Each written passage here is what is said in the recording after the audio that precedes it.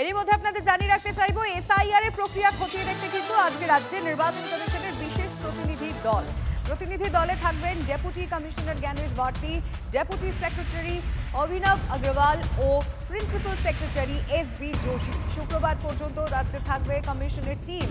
উত্তরবঙ্গের 3 জেলা কোচবিহার, আলিপুরদুয়ার ও জলপাইগুড়িতে পর্যালোচনা করবে কমিশনের প্রতিনিধি দল। বুথ লেভেল অফিসারদের কাজ খতিয়ে দেখবেন তারা।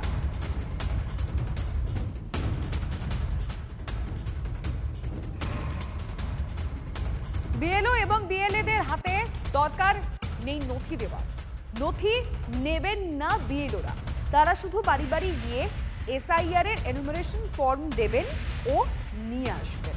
পাশাপাশি কমিশন এও জানিয়েছে, আগামী 4 ডিসেম্বর পর্যন্ত ডিইও, ইআরও এবং বিএলওদের পূর্ণ সময়ের জন্য এসআইআর এর কাজ করতে হবে।